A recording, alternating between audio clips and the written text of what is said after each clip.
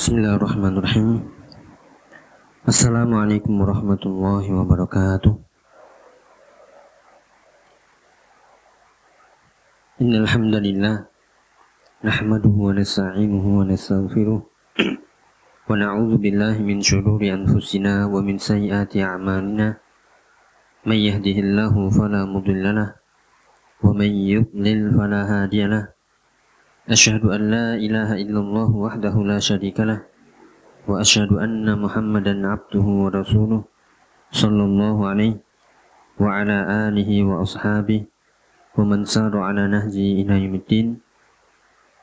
Wa ba'du fa inna asdaqal hadithi kitabullah wa khairal huda huda nabiyina Muhammadin sallallahu alaihi wa ala alihi wasallam wa syarrul umuri muhdatsatuha fa inna kulla muhdatsatin bid'ah wa kulla bid'atin dhalalah wa kulla dhalalatin finnar. Alhamdulillah, para jemaah, ayyuhal ikhwah wal akhwat, bapak-bapak, ibu-ibu yang dirahmati Allah Ta'ala. Alhamdulillah, bersyukur kita kepada Allah di kesempatan pagi hari ini kita bisa bertemu kembali di setiap pekan kedua dari hari Ahad setiap bulannya untuk bertemu dalam rangka thalabul ilmi syar'i, mengambil faedah dari ayat-ayat Allah dan juga hadis Nabi sallallahu alaihi wasallam, yang semoga pertemuan ini adalah pertemuan yang mubarakah dan pertemuan yang dirahmati, dan semuanya semoga dicatat sebagai amal soleh kita yang kelak menjadi pemberat amal kebaikan kita yaumul qiyamah. Allahumma amin. Salawat dan salam semoga tercurahkan kepada Nabi kita Muhammad sallallahu alaihi wasallam beserta keluarganya, para sahabatnya, dan orang-orang yang setia mengikuti sunnah beliau hingga akhir zaman. Bapak-bapak, ibu-ibu, ayyuhal ikhwah wal akhwat, semoga semuanya dalam keadaan sehat walafiat dan dimudahkan segala urusannya. Allahumma amin. Moga kita melanjutkan mengambil faedah dari surat-surat yang terdapat di juz Ammah. Kali ini kita akan membahasnya insyaallah di surat Asy-Syams. Surat Asy-Syams yang jumlahnya 15 ayat. Nanti akan kita bagi menjadi dua bagian, yaitu ayat 1 sampai 10, kemudian ayat 11 sampai 15. Ayat yang ringkas insyaallah, pendek, akan tapi faedahnya sangat besar bagi kita semuanya orang-orang yang beriman. Sebagai mukadimah pula, bahwasanya tidaklah hal yang paling baik untuk kita pelajari dan yang kita jadikan nasihat peringatan kecuali firman Allah Ta'ala. Karena apapun yang dikatakan Allah Subhanahu Wa Ta'ala, kalamullahi haqqun. Firman Allah, ucapan Allah, perkataan Allah pasti benar adanya. Tidak boleh kita ragu sedikit pun. Kita sebagai orang yang beriman meyakini dengan seyakin-yakinnya, dengan mantap, ma qala Allah wa qala Rasul huwal ilmun nafi'. Apa yang dikatakan Allah dan yang diucapkan Rasulullah SAW itulah ilmu yang bermanfaat yang pasti benar adanya. Tinggal kita memahami, mencoba memahami, meresapi, merenungi apa yang dimaksud dari firman-firman Allah Ta'ala ini. Kita ambil faedahnya, kemudian segera setelah ini kita mengamalkannya. Itulah dari atau tujuan dari kita membaca ayat. Bukan hanya membaca ayat per ayat dapat faedah pahala, tapi juga faedah amalan. Semoga ini dimudahkan ya. Ya, kita mulai dari surat Asy-Syams, kita bagi menjadi dua bagian. Sekali lagi nggih, bagian pertama ayat 1 sampai 10 ini memerintahkan kita untuk tazkiyatun nafs. Ya, untuk mensucikan jiwa, membersihkan jiwa-jiwa kita. Ya, mulai dari lisan kita, hati kita, dan juga perbuatan kita. Bagian ini sangat-sangat penting. Jadi akan kita lihat Allah Subhanahu Wa Ta'ala menekankan perkara tazkiyatun nafs ini sampai-sampai didahului dengan beberapa sumpah. Bukan hanya sekali sumpah, tapi 10 kali kurang lebih ya, dengan menyebut makhluk-makhluknya. Ini menunjukkan sangat pentingnya tazkiyatun nafs. Nanti akan kita lihat ya, sebagaimana dalam ayat-ayat atau surat-surat sebelumnya, kalau Allah Subhanahu wa Ta'ala bersumpah, itu berarti menunjukkan ada sesuatu yang penting. Sebagaimana kita bersumpah dengan makhluk. Demi Allah, saya begini. Demi Allah, saya tidak melakukan ini. Demi Allah, yang saya lihat itu benar. Tujuannya adalah menekankan berita setelahnya. Nah, ini berita apa, kabar apa yang Allah tekankan? Yaitu terletak di ayat 9 dan 10. Tapi sebelum itu Allah menekankan dengan beberapa sumpah. Sekali lagi sumpah ini yaitu menekankan sesuatu, menekankan berita dengan menyebut sesuatu yang agung, dengan sesuatu yang besar. Makanya di ayat 1 sampai 10 ini temanya adalah atau yang kita bisa ambil faedahnya adalah perintah untuk tazkiyatun nafs, dan bahwasanya tazkiyatun nafs ini adalah sebab kebahagiaan di dunia dan di akhirat. Yang seharusnya setiap muslim itu harus mentazkiyah jiwa-jiwanya, membersihkan jiwa-jiwanya. Untuk kita bisa berhasil, sukses, menang, bahagia di dunia dan di akhirat, tidak ada jalan kecuali tazkiyatun nafs. Kita lihat ya. Kita bacakan a'udzubillahi minasyaitonirrajim. Bismillahirrahmanirrahim. Wasyamsi wadduhaha wal qamari idza talaha wan nahari idza jallaha wal laili idza yaghshaha والسماء وما بناها والأرض وما طحاها ونفس وما سواها فألهمها فجورها وتقواها قد أفلح من زكاها وقد خاب من دساها. Kita lihat para jamaah yang dirahmati Allah Ta'ala, ayat pertama ya di sini dimulai dengan wasyamsi wadduhaha, yang kalau kita lihat sekali lagi Allah bersumpah dengan menyebut beberapa makhluk-makhluknya. Kita lihat ya, kalau disebutkan dalam tafsir Syekh Abdurrahman As-Sa'di, beliau mengatakan ya wasyamsi wadduhaha aqsama ta'ala bihadil ayatil azimah ala nafsil muflihati wa ghairiha minan nufusil fajirah faqala wasyamsi wa duhaha. Allah Subhanahu wa taala bersumpah di ayat-ayat yang mulia ini ya dengan beberapa makhluk-makhluknya. Ada jiwa-jiwa yang beruntung, ada jiwa-jiwa yang rugi. Dimulai dengan wasyamsi wa duhaha. Wasyamsi, wa di sini adalah wawul qasam. Ya, waw qasam yang artinya bersumpah. Ya, tandanya di situ ada harokatnya kasroh. Wasyamsi wa duhaha. Yaitu Allah bersumpah dengan matahari, ya, dan juga wa duhaha dengan cahayanya. Bersumpah dengan matahari dan nuruha, dan cahayanya yang manfaatnya itu bersinar untuk makhluk-makhluknya. Nah, sekali lagi kita ulang ya. Kalau kita temui ayat-ayat yang ada sumpahnya wasyamsi wal laili wal asri wat tini kemudian wal fajri, ya, ini adalah sumpah yang khusus bagi Allah Subhanahu wa taala. Kalau kita makhluk tidak boleh bersumpah dengan menyebut makhluk. Kita harus wallahi, tallahi, ya demi Allah. Ya demi Allah yang maha mulia. Tapi kalau Allah berhak untuk bersumpah dengan menyebut makhluk-makhluknya, yang menunjukkan, yang selalu kita ulang-ulang dalam tafsir, kalau sampai makhluk itu disebut sebagai sumpah, itu berarti ada sesuatu yang besar yang harus kita renungi. Kita lihat matahari, kira-kira apa yang bisa kita renungi dari matahari? Ya manfaatnya. Begitu besarnya makhluk matahari yang letaknya jauh di sana, tapi sinarnya ya bisa terasa panas sampai kita. Bahkan bayangkan kalau tidak ada matahari satu hari saja, pun jadinya ya gerhana matahari, ya, atau tidak ada matahari satu hari saja, atau tiba-tiba matahari padam, ya tidak bersinar lagi, atau matahari terbit dari barat, ini tanda hari kiamat. Sebagaimana digambarkan, ya idza syamsu kuwirat, hari ketika matahari digulung.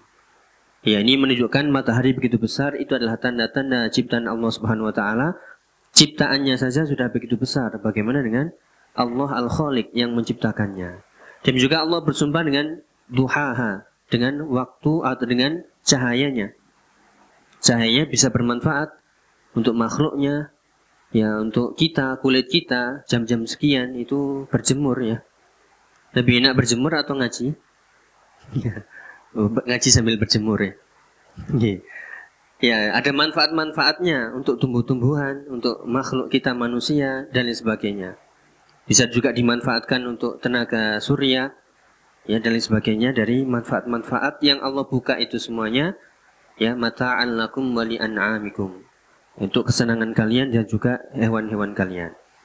Kemudian tidak cukup hanya dua sumpah ini ya, yaitu Allah bersumpah dengan matahari dan cahayanya.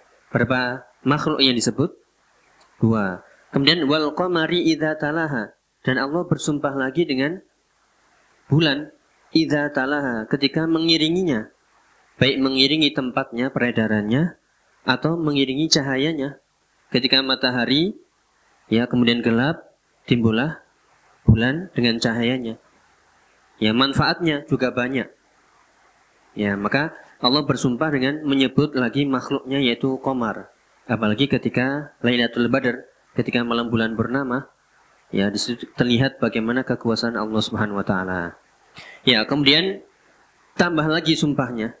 Sekali lagi ya, kalau kita ucapan kita biasa dalam sidang ataupun dalam permasalahan, kita cukup menyebutkan demi Allah saja itu sudah menekankan satu. Ya.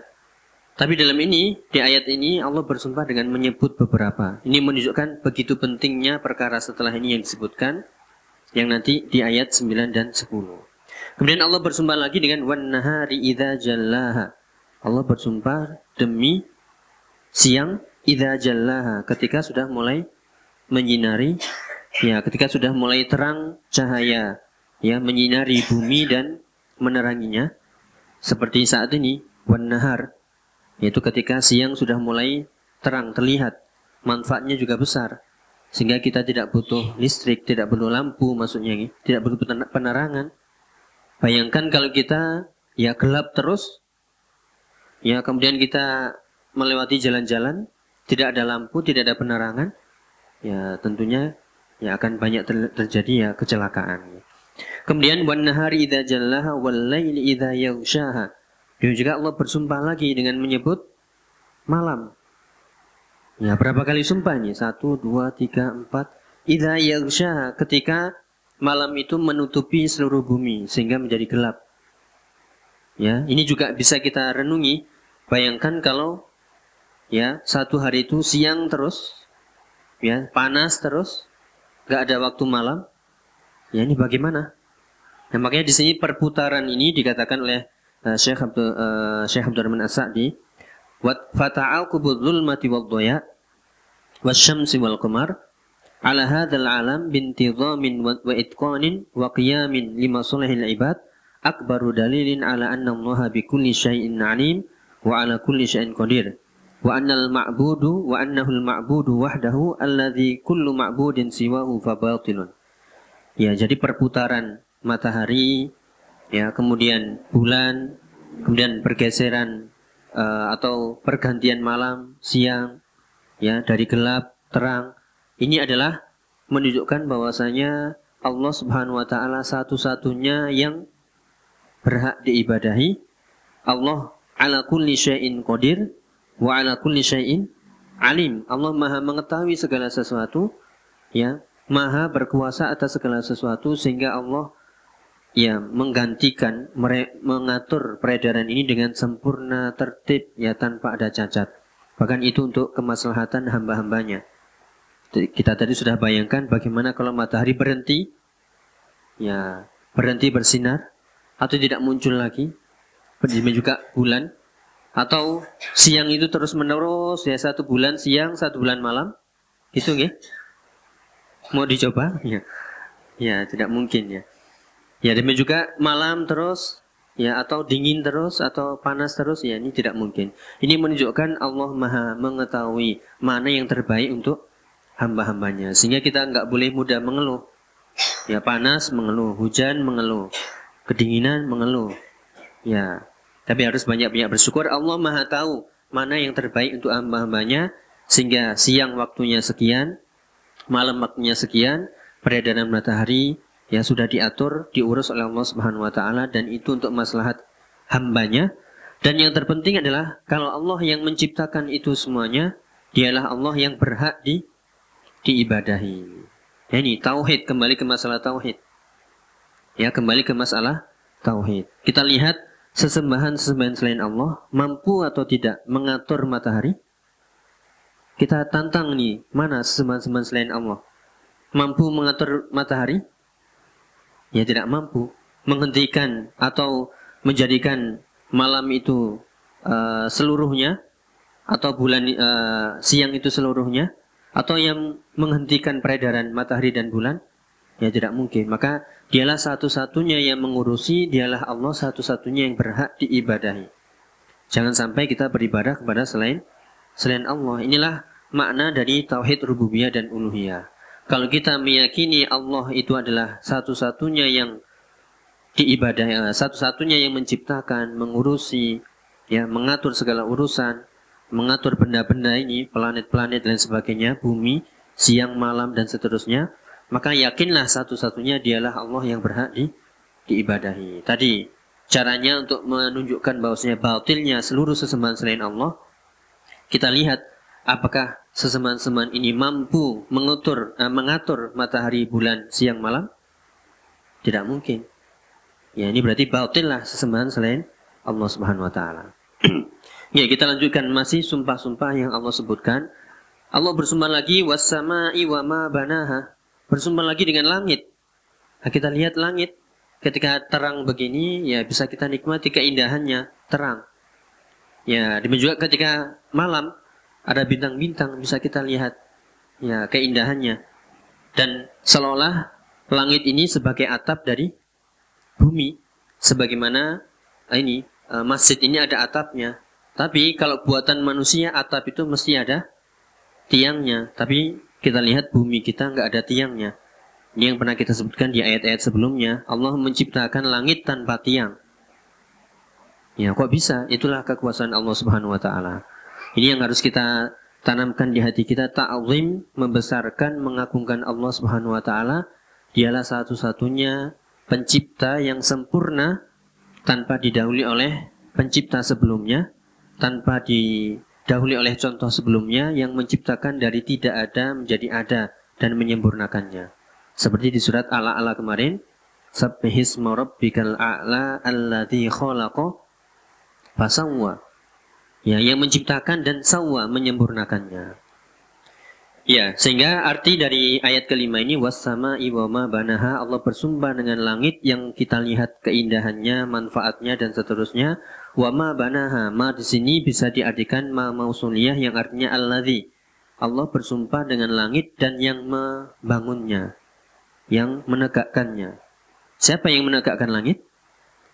Allah Subhanahu wa taala sendiri. Berarti Allah bersumpah dengan dirinya sendiri, yang menunjukkan tidak ada yang bisa menegakkan langit tanpa tiang ini kecuali Allah Subhanahu wa taala. Sekali lagi kita mengagungkan Allah dengan melihat rububiyahnya.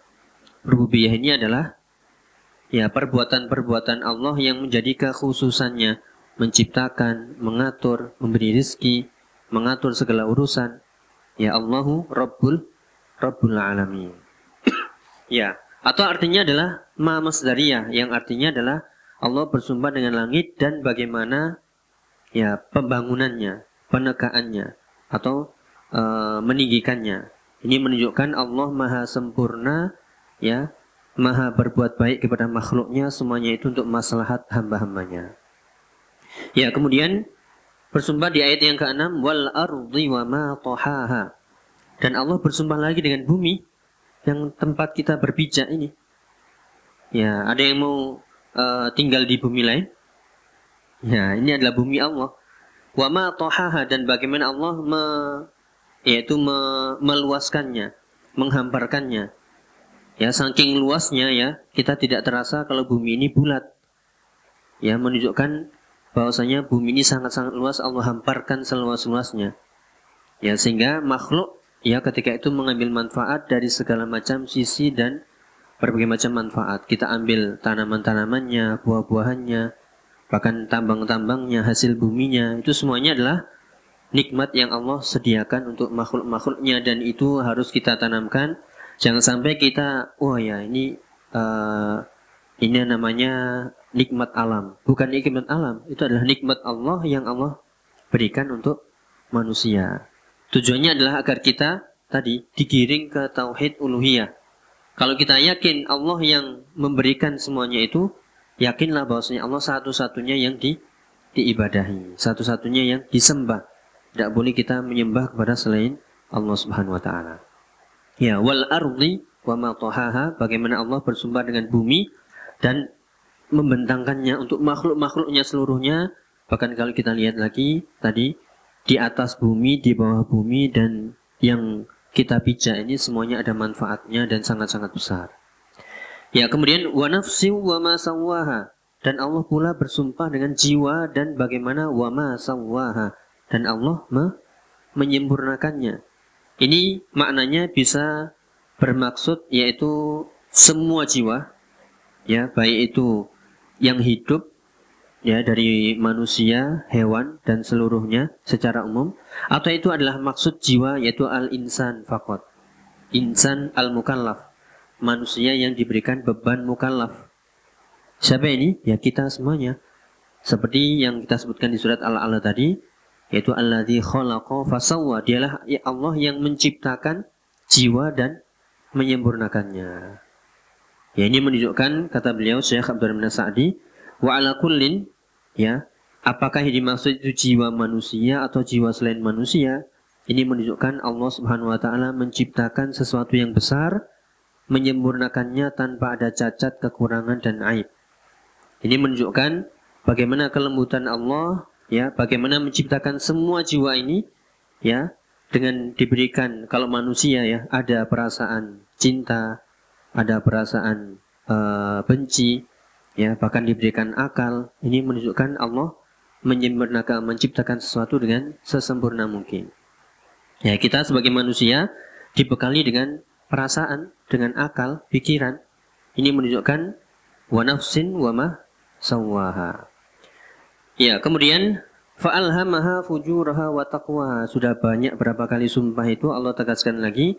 Jiwa yang Allah sempurnakan itu buktinya adalah fa'alhamaha fujuraha wa taqwaha. Allah telah mengilhamkan kepada jiwa itu mana yang fujur dan mana yang takwa, mana yang buruk dan mana yang baik. Fitrah kita sudah bisa melihat sebenarnya ini yang baik, ini yang buruk. Tinggal kita menguatkan fitrah itu dengan ilmu. Ya, menguatkan fitrah itu dengan ilmu, sebagaimana sabda Nabi, kullu mauludin yuladu 'alal fitrah. Setiap bayi yang dilahirkan itu dalam keadaan fitrah, yaitu siap menerima Islam, tinggal diarahkan saja. Ini halal, ya ini haram, ya ini yang sunnah, ini yang bid'ah, ini yang tauhid, ini yang syirik, ditambah dengan ilmu-ilmu sehingga dia semakin kuat dan mantap dengan keimanannya dan ditunjang dengan amal solehnya. Jadi fitrah kita sebenarnya paham nih, ini nggak boleh, ini boleh, ini yang baik, ini yang buruk. Itu harus kita jaga dengan menuntut ilmu, kita jaga fitrah kita. Ya, kemudian intinya di surat 9 dan 10. Lihat, setelah beberapa sumpah disebut dengan makhluk-makhluknya yang begitu besar, yang perlu kita cermati dan kita renungkan, yaitu ditegaskan inilah yang dinamanya jawabul qasam. Ya, inti dari sumpah ini adalah ingin mengabarkan qad aflaha man zakkaha. Sungguh beruntunglah orang-orang yang zakkaha, mensucikan jiwanya tadi. Jiwa yang sudah Allah ciptakan dan sempurnakan, sudah Allah tunjukkan ini yang baik, ini yang buruk dari fitrahnya, maka beruntunglah orang-orang yang mengikuti fitrahnya. Dengan apa? Membersihkan jiwa-jiwanya, tahara nafsahu minadz-dzunub, membersihkan jiwanya dari dosa-dosa, wa naqqaha minal uyub, dan mensucikannya dari berbagai macam aib dan kekurangan. Ini yang namanya pembahasan tazkiyatun nafs. Warqaha bi ta'atillahi wa 'alaha bil ilmi an-nafi' wal 'amali shalih. Yaitu dengan mengajaknya untuk berbuat taat kepada Allah, meninggikan derajatnya dengan ilmu yang bermanfaat dan amal soleh. Ya, kemudian ditekankan di ayat 10, wa qad khaba man dassaha. Celakalah. Jadi setelah Allah bersumpah dengan menyebutkan makhluk-makhluknya tadi sekian, ya, bahkan kalau kita hitung bisa 10 ya. Itu ditegaskan beruntunglah orang-orang yang mensucikan jiwanya dan wa qad khaba man dassaha. Sungguh rugilah, celakalah, binasalah orang-orang yang mengotori jiwanya. Dengan apa? Dengan menenggelamkan dirinya ya ke dalam kebinasaan. Dengan cara apa? Dengan melakukan dosa-dosa dan kesalahan. Ya, melakukan dosa-dosa besar, dosa-dosa kecil semuanya, sehingga tidak menyempurnakan jiwanya yang sudah Allah tanamkan fitrah ya di setiap jiwa, tapi dia malah mengikuti hawa nafsunya. Inilah orang yang celaka. Kita lihat nih. Jadi sekali lagi ayat ini menunjukkan perintah kepada kita untuk mentazkiyah jiwa-jiwa kita. Jadi intinya qad aflaha man zakkaha wa qad khaba man dassaha. Coba nih kita lihat lagi agar kita lebih paham. Tadi yang kita maksud adalah ayat dimaksud dari ayat ini. Sebenarnya ya tidak perlu kita sebagai orang yang beriman, tidak perlu ada sumpah penekanan. Itu kita sebenarnya langsung apa? Langsung percaya. Apa kata Allah dalam Al-Quran? Langsung percaya. Tapi ini agar kita lebih percaya lagi, lebih menguatkan kepercayaan kita, keyakinan kita, dan agar lebih mantap lagi, Allah memberikan muqaddimah. Ya, awalan-awalan dengan menyebutkan berbagai macam sumpah. Berarti ini pentingnya itu berapa level ini?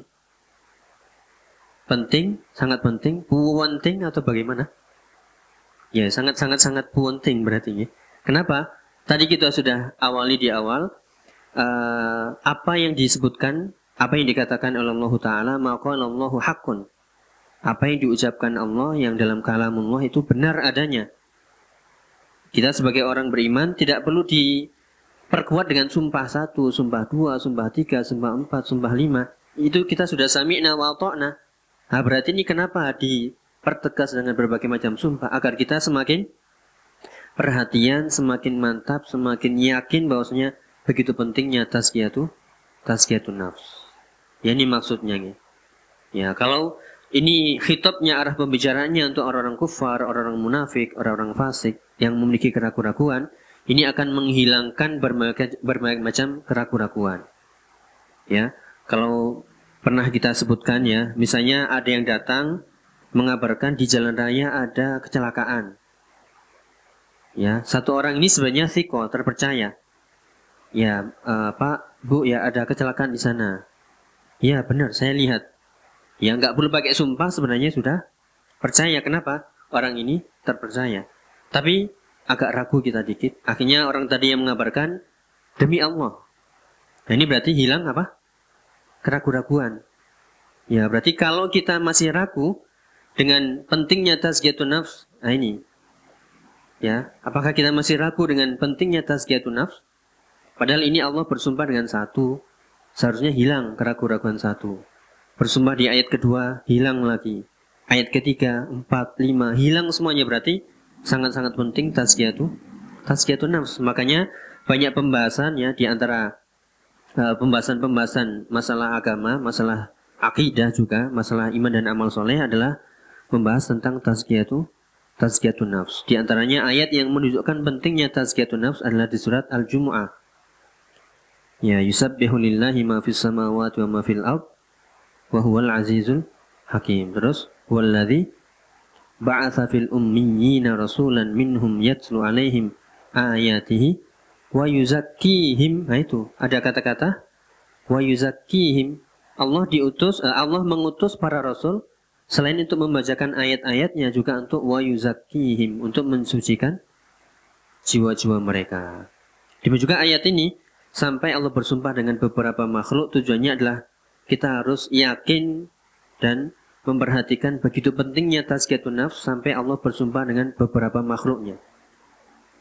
Ini semoga bisa dipahami ya.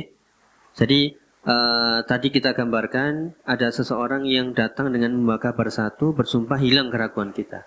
Nah, ini Allah ini yang mengatakan. Seharusnya tidak pakai sumpah, kita sudah percaya, sudah yakin, mantap, begitu pentingnya tazkiyatun nafs.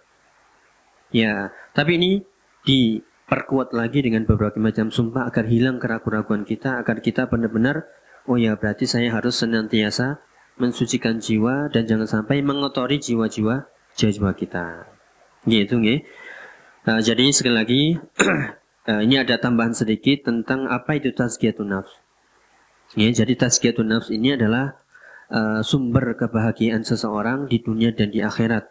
Dan sebaliknya sumber kecelakaan, ya, kebinasaan seseorang itu ketika dia tidak mensucikan jiwa-jiwanya. Sedikit tambahan, nggih. Masih kuat, nggih? Iya. Apa kena sinar matahari ini jadi nikmat rasanya, nggih? Ya, jadi hangat, ngantuk akhirnya. Ya, kita lihat, kita ambilkan dari kitab Tazkiyatun Nafs wa mafhumuha wa maratibuha wa asbabuha yang ditulis oleh Syekh Al-Ustadz Ad-Doktor Ibrahim Ibn Amir Ar-Ruhaili yang kemarin beliau datang ke negeri kita di beberapa tempat, bahkan juga membahas kitab ini di Masjid Al-Barkah, ya, di Cilengsi, Bogor, atau di Radio Roja kalau nggak salah nih. Ya, kita lihat di sini tazkiyatun nafs, ya.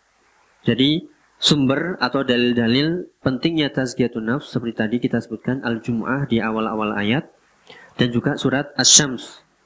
Bahkan ditekankan beberapa sumpah sebelum menyebutkan pentingnya tazkiyatun nafs. Kita lihat di ayatnya qad aflaha.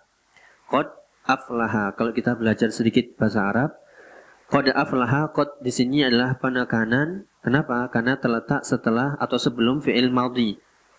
Qad aflaha. Ya, aflaha beruntung. Tapi kalau ditambahi qad artinya sungguh beruntung.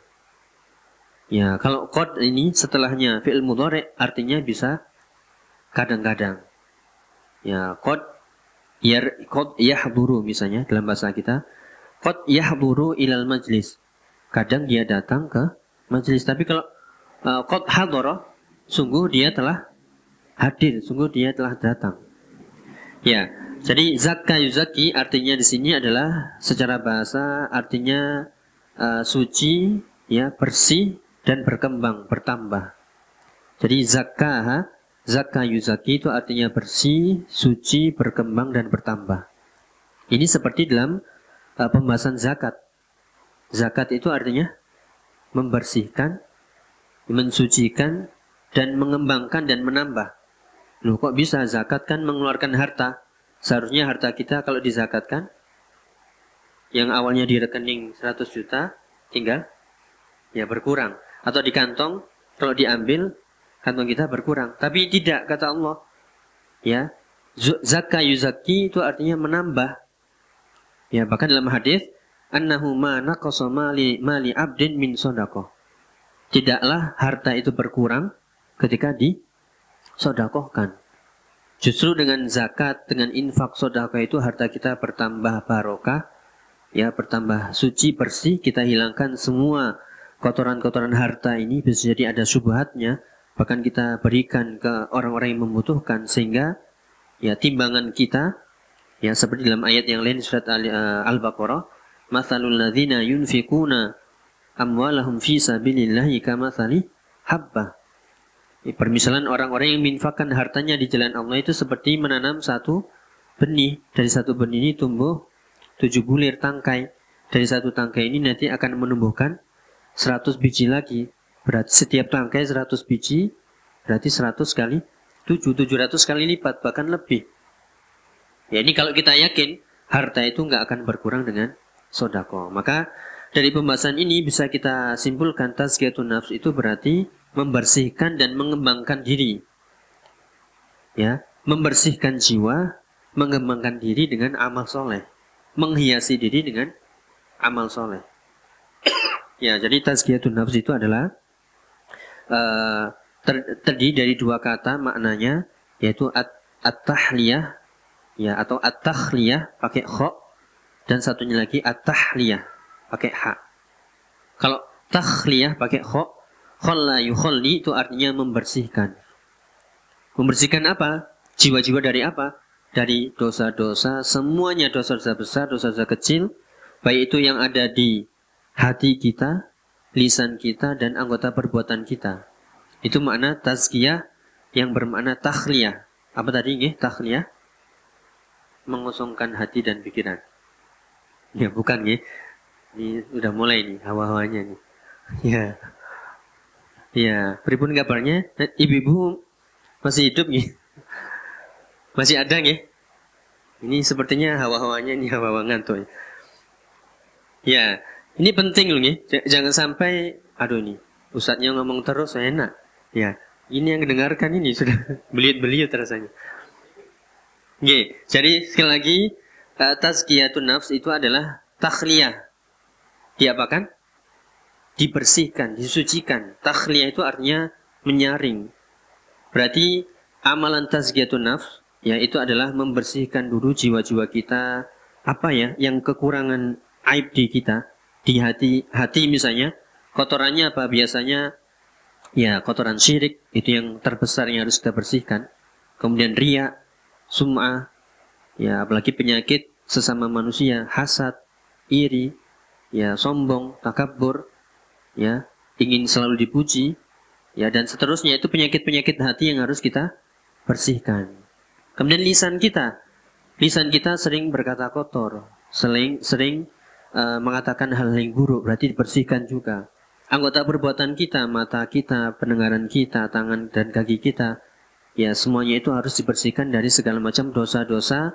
Yang paling utama adalah dosa syirik, kemudian dosa besar, ya bertingkat-tingkat sampai dosa-dosa kecil, semuanya kita bersihkan. Apakah cukup dengan membersihkan saja? Belum, harus ditahliyah. Ditahliyah pakai hak, dari kata halla yuhalli, itu artinya menghiasi. Jadi setelah lisan bersih, hati bersih, anggota tubuh bersih, kemudian dihiasi dengan amal-amal soleh. Ya inilah makna tazkiyatun nafs. Berarti setelah hati kita bersih dari kotoran-kotoran penyakit-penyakit tadi, kemudian kita hiasi dengan amal soleh. Yang ada awalnya ada syirik, dihiasi dengan tauhid. Ya, yang awalnya ada riya, dihiasi dengan ikhlas. Yang awalnya takabur, sombong, dihiasi dengan tawadhu. Yang awalnya iri, hasad kepada sesamanya, dihiasi dengan sikap saling menyayangi, ya saling memberikan uzur dan seterusnya. Ya, dan juga terus lisan kita yang suka berucap berkata kotor, ya berarti dihiasi dengan zikir, dengan istighfar, dengan baca Al-Quran. Anggota perbuatan kita, mata, telinga kita, tangan kaki kita selama ini melakukan kesalahan, dibersihkan, istighfar, taubat, kemudian dihiasi dengan amal-amal soleh. Kalau mata ya membaca hal yang baik, telinga ini mendengarkan hal yang baik, tangan kaki kita lakukan hal yang baik. Ya, jadi ditahliyah semuanya. Ya, jadi hati terdiri dari 3 amalan ya. Membersihkan hati, lisan dan anggota perbuatan. Kemudian juga menghiasi lisan, hati dan anggota perbuatan. Jadi lengkaplah tazkiyatun nafs. Dan inilah yang harus kita lakukan tiap hari, bukan sesaat saja, tapi tiap hari kita mentazkiyah jiwa kita. Kemudian ada tambahan ya, di antara semuanya tadi, antara lisan, hati dan anggota badan, yang terpenting yang harus kita dahulukan, kita bersihkan adalah apa ini? Hati terlebih dahulu. Karena sebagaimana dalam hadis Nabi, ala wa inna fil jasadi mudghatan idza saluhat saluhal jasadu kulluhu wa idza fasadat fasadal jasadu kulluhu ala wahyal qalbu. Ketahuilah di tubuh manusia itu ada segumpal daging, jika baik, baiklah seluruh tubuhnya. Jika buruk, buruklah seluruh tubuhnya. Ketahuilah itu adalah hati.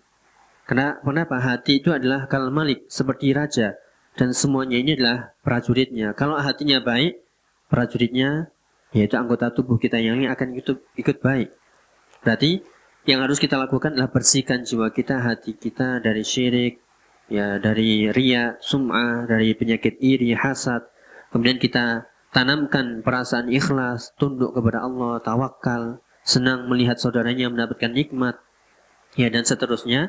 Sehingga nanti akan mengajak anggota tubuh yang lain. Kalau hati itu sudah bersih, lisan ikut bersih, tangan ikut bersih, kaki ikut bersih, tidak melangkah, memegang kecuali yang baik-baik saja. Yaitulah pengaruh dari iman dan amal soleh dengan tazkiyatun nafs. Jadi itu nggih. Semoga bisa dipahami secara ringkas makna dari tazkiyatun nafs.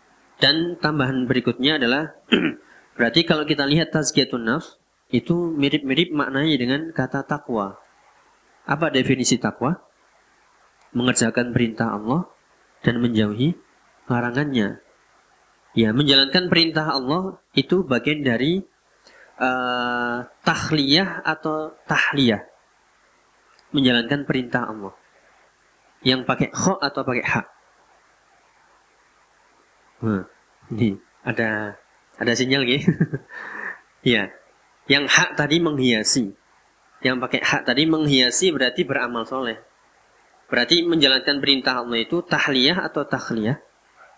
Tahliyah pakai hak. Ya, kemudian perintah Allah itu ada yang wajib, ada yang sunnah. Kalau kita ingin membersihkan jiwa sebersih-bersihnya, menghiasi diri dengan hiasan yang sempurna, itu bukan cukup dengan mengerjakan yang wajib-wajib saja, yang sunnah semuanya dikerjakan. Makanya menjalankan perintah Allah, menghiasi diri dengan amal soleh itu nggak cukup dengan yang wajib tok kemudian berhenti, tapi harus sunnah-sunnah kita kerjakan. Yes, karena semakin kita tambah sunnah-sunnah itu, semakin Allah mencintai kita. Seperti dalam hadis tentang waliullah. Tentang waliullah.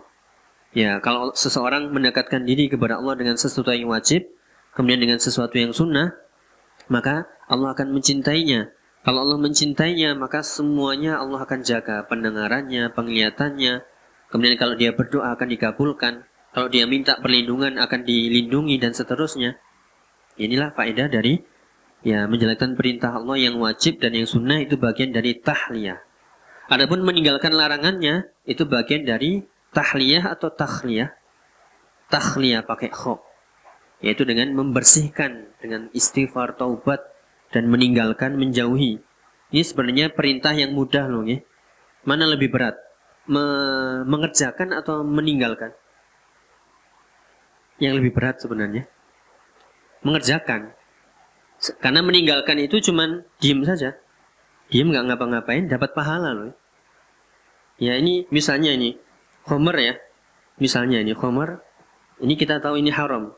Udah tinggalkan saja dengan niat takarub kepada Allah, takut nanti kalau saya minum ini ya ini haram hukumnya, Allah murka, ya akan mengazab kita di entah di dunia langsung atau di akhirat. Sehingga cukup kita menjauh atau bahkan kita tutupi. Artinya takwa itu adalah menjadikan antara yang haram ini dengan kita ada penghalang. Sehingga kita sudah nggak melihat, nggak megang, ya bahkan setetes pun ya tidak. Ini sudah dapat pahala. Tapi kenapa kita selalu buka tabir ini? Ya apa ya di balik tabir itu? Oh kayaknya bagus nih, baunya harum, buka. Kepingin lagi. Ya tutupnya dibuka ya. Kemudian akhirnya lama-lama ya dicicipi, nikmat. Ya akhirnya ya kecanduan. Demikian juga contoh-contoh hal-hal yang haram yang lain itu sudah ditutup, ada penghalang. Tapi namanya jiwa, nafsu kita kalau kita tidak bersihkan, ya akan selalu penasaran dengan yang dibuka, yang ditutup-tutup itu. Gini apa mbak tadi? Ya, penasaran yang dibalik tabir itu siapa ya? Kok gerak-gerak? Padahal kucing. Ya. Jadi itu ya. Jadi sesuatu yang haram tadi ada yang haram, ada yang makruh. Kalau kita ingin membersihkan jiwa kita, jangan cuma meninggalkan yang haram saja, tapi yang makruh ya masih jalan. Semuanya berarti yang haram ditinggalkan, yang makruh ditinggalkan, bahkan yang syubhat sekalipun. Bahkan yang syubhat ini haram atau halal ya? Nggak tahu ini hukumnya. Ini ragu-ragu. Udah tinggalkan, nggak usah kerjakan dulu. Atau ada pekerjaan-pekerjaan yang di situ ada sisi-sisi syubhatnya, entah itu ada suap-suap dikit ya, atau ada mendolimi orang sedikit ya, atau hal yang lain. Maka ini tinggalkan semuanya, karena lama-kelamaan kalau kita jatuh ke dalam perkara syubhat, lama-lama jatuh dalam perkara yang haram.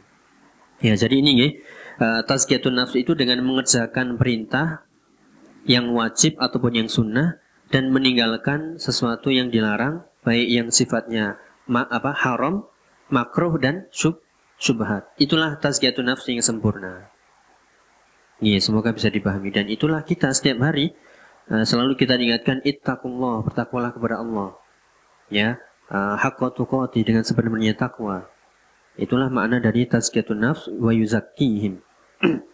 Ya, semoga bisa dipahami. Nanti monggo silakan ditanyakan. Jadi kesimpulannya tazkiyatun nafs itu adalah membersihkan, kemudian menghiasi. Ya. Dan ini butuh ilmu, ya, dan juga amal soleh. Bukan hanya tahu, tapi tidak diamalkan, tapi harus ilmu nafi' wal amali soleh. Ilmu yang bermanfaat dan ya amal solehnya. Semoga dimudahkan semuanya. Ya, kita memohon kepada Allah agar Allah selalu membersihkan jiwa-jiwa kita sebagaimana doa Nabi, Allahumma ati nafsi taqwaha. Hafal nggih? Wa zakkiha anta khairu man zakkaha anta waliyuha wa maulaha. Ya Allah, Allahumma ati nafsi zakkaha. Allahumma ati nafsi taqwaha. Ya Allah, berikanlah pada jiwaku itu ketakwaan. Wa zakkiha, dan bersihkanlah. Engkaulah yang sebaik-baik membersihkan jiwa. Ya, anta khairu man zakkaha anta waliyuha wa maulaha. Engkaulah pelindungnya dan yang memeliharanya. Itu harus kita baca nih doa-doa tentang tazkiyatun nafs. Ini lanjut nih Bapak-bapak Ibu, bagian akhir ini tinggal sedikit. Tarik nafas dulu. Masih kuat nih? Tinggal 5 ayat tuh, bukan 500 ayat, 5 ayat. Ini sudah selesai pembahasan bagian pertama, pentingnya tazkiyatun nafs sekali lagi, dan sudah kita jelaskan tadi apa itu tazkiyatun nafs dan bagaimana mentazkiyah tazkiyatun nafs sudah kita sebutkan. Ini langsung ke ayat berikutnya. Bagian yang kedua, temanya atau yang bisa kita ambil faedah dari ayat ini maksudnya adalah kita lihat bagaimana kaum Samud yang mendustakan nabinya. Siapa nabi dari kaum Samud? Nabi Soleh yang diperintahkan jaga ontanya, gantian ya, hari ini ontanya minum, besok kalian gantian begitu. Tapi kaumnya ini nggak sabar, bahkan orang yang paling jahat segera ya ketika diperintahkan untuk menjaga itu jangan disembelih, malah dibunuh. Ya, makanya idzim ba'atsa ashqaha, langsung bergerak untuk membunuh onta itu. Ya, padahal sudah dikasih tahu naqatallahi wa suqya, ini unta Allah, jaga dan berilah minum gantian. Tapi didustakan bahkan membunuhnya, ya maka Allah menghancurkan orang yang membunuh itu dan juga kaumnya yang nonton. Kaumnya yang nonton, yang lihat. Nah, ini ada kaidah amar ma'ruf nahi munkar. Kalau kita melihat seorang melakukan kemungkaran diam saja, nanti yang kena azabnya yang melakukan atau yang kita nonton juga? Semuanya. Ya, kita lihat ya. Jadi temanya ini adalah pelajaran penting ya bagi kaum yang mendustakan Rasulnya. Itu ya hasilnya adalah ataupun akibatnya adalah hukuman yang merata. Ya, jadi larangan mendustakan seorang Rasul. Ya, ketika mendustakan maka Allah akan mengazab mereka semuanya rata. Ya, kita bacakan ayatnya. Ya, kadzabat Tsamud bi tawwaha idzin ba'atsa ashqaha faqala lahum rasulullahi naqatallahi wa suqyaha fakadzabuhu fa'aqaruha فدمدم عليهم ربهم بذنبهم فسواها ولا يخاف عقباها. Ya, itu bagian akhirnya. Jadi sekali lagi ini pelajaran bagi kita yang melihat kaum Samud yang mendustakan Rasul. Kita sebagai umat Muhammad jangan sekali-sekali kita mendustakan Nabi kita Muhammad SAW. Apa akibatnya? Ya azab. Siapa yang menentang Allah dan Rasulnya baginya azab. Ya, kita lihat kadzabat Tsamudu bi taqwaha, disebutkan oleh Syekh Abdurrahman As-Sa'di. Kadzabat Tsamudu bi taqwaha, yaitu kaum Samud dari Nabi Soleh, itu mereka mendustakan dengan melampaui batas.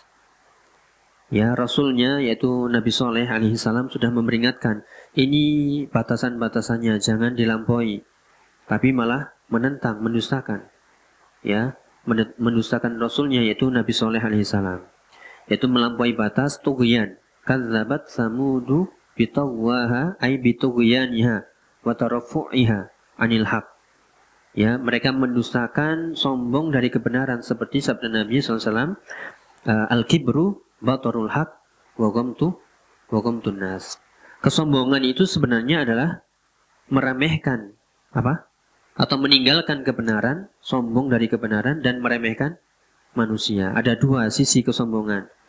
Sombong itu adalah sudah tahu kebenaran, tapi dia meninggalkannya, nggak mau mengikuti kebenaran, dan juga meremehkan manusia.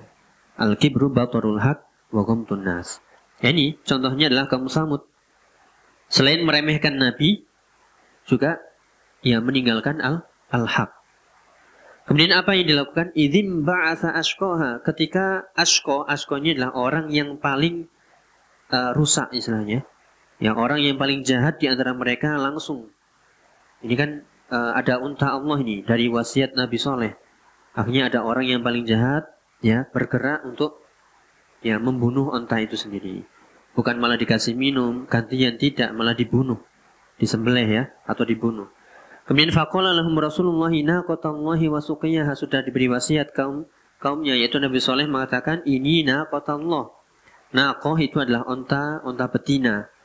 Ya, diidhofahkan kepada Allah, menunjukkan idhofatu tasrif, kemuliaan. Seperti baitullah.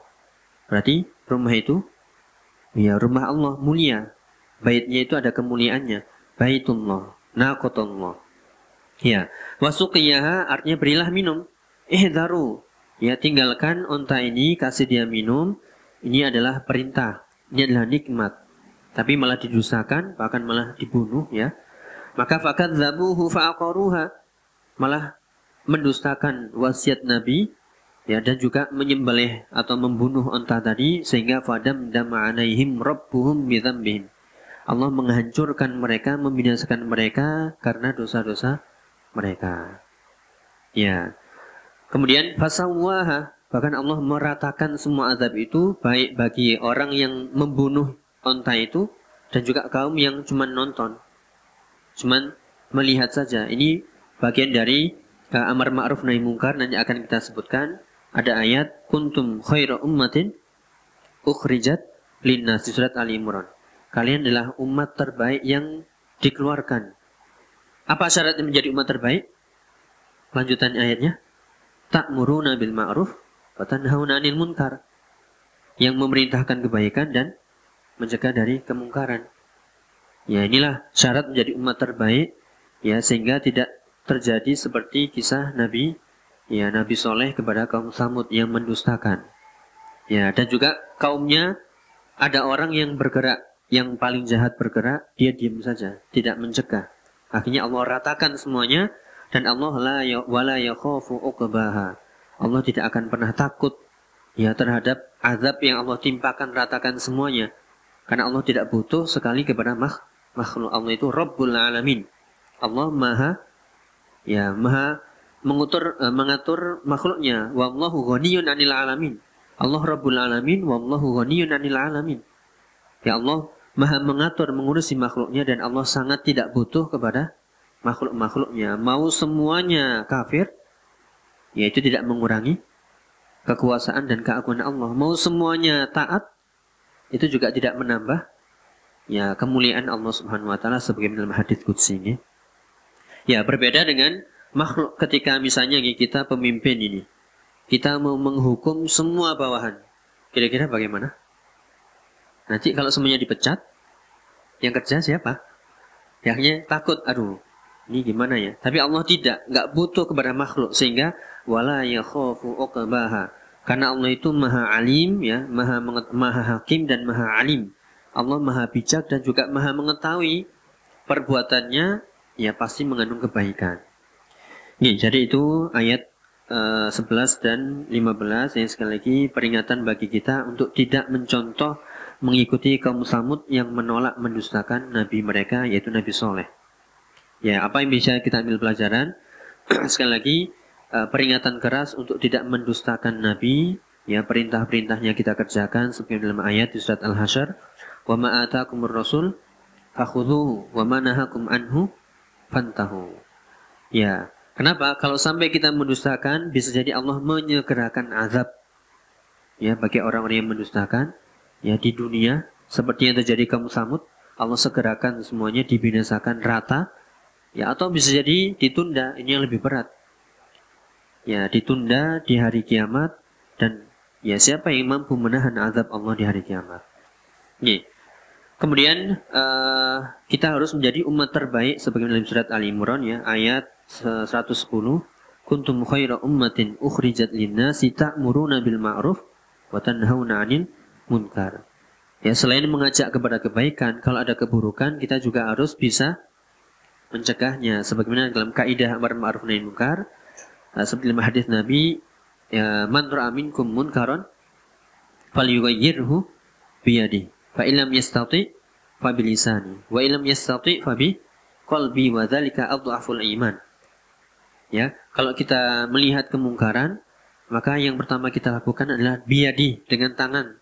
Kita punya kekuasaan, power, kebijakan. Nah ini, gunakan, ubah semuanya itu. Kalau kita diberikan amanah berupa kepemimpinan. Kalau kita nggak punya power, ya, kuasa, kebijakan, maka dengan lisan, dengan nasihat yang baik, bil mau'izatil hasanah, ya, dengan nasihat yang baik, yaitu dengan hikmah, tepat waktunya dan di saat yang tepat, dan cara bicaranya juga tepat. Demikian juga kalau tidak mampu, maka fabil qalbi, dengan hati, itulah yang selemah-lemahnya iman. Tetap kita harus mengingkari, minimal dengan hati. Jangan kita ridho, senang, bahkan mendukung. Nah ini berarti kena semuanya. Nih, jadi itu, jadilah umat terbaik dengan ta'muruna bil ma'ruf wa tanhauna 'anil munkar, bukan dengan ya seperti yang dilakukan oleh kaum Samud, baik yang melakukan tindakan kriminal dari pembunuhan, ya, meskipun itu membunuh unta ya, tapi itu adalah perintah yang melanggar, dan juga orang yang mendukung, bahkan mendiamkan, kena semuanya. Ya waliyadzubillah. Kemudian ditutup dengan Allah itu Al-Hakimul Alim. Ya, Allah itu maha bijaksana, maha mengetahui, tidak akan pernah ya takut dengan apa yang Allah timpakan kepada makhluk-makhluknya. Allah sangat tidak butuh kepada makhluk, sedangkan makhluk semuanya butuh kepada Allah Subhanahu wa taala. Jadi itu yang bisa kita bahas dari surat Asy-Syams. Semoga ini bermanfaat. Kita ulangi lagi 1 sampai 10 pentingnya tazkiyatun nafs ya. Kemudian yang kedua 11 sampai 15 yaitu kita tidak boleh mendustakan Rasul ya, agar kita tidak tertimpa azab di dunia dan di akhirat. Kita harus sami'na wa ata'na dan fattaqullaha mastata'tum. Wallahu a'lam bishawab. Semoga yang sedikit ini bermanfaat. Jika ada benernya datangnya dari Allah Subhanahu wa taala, jika ada salahnya dari saya pribadi. Ya, semoga tadi kaidah-kaidahnya bisa dipahami, terutama pertanyaan-pertanyaan tadi. Kita ingat tadi sebenarnya agak penjelasannya ya, wa mal hayatud dunya illa mata'ul ghurur. Ya, mata'ul ghurur dikatakan mata'ul ghurur kapan? Ketika ghurur, namanya ghurur itu menipu. Ketika hal itu menipu kita, memalingkan kita dari zikir, dari majelis ilmu, dari ibadah, itulah dunia sebenarnya yang selalu menggoda tadi. Jadi caranya bebaskan diri kita dari gurur-gurur ini, ya, selamatkan diri kita dengan udah ini barang-barang nggak akan bermanfaat di akhirat, jual ya. Ada barang bekas, ya, jual, diinfakkan, itu lebih selamat. Kenangan-kenangan nggak perlu kenangan. Nah, yang lebih penting itu bukan masa lalu, tapi masa depan. Masa depan itu bukan masa depan dunia, masa depan akhirat. Wallahu a'lam bishawab. Semoga bermanfaat. Kita akhiri subhanakallahumma bihamdika asyhadu an la ilaha illa anta astaghfiruka wa atubu ilaik. Wassalamualaikum warahmatullahi wabarakatuh.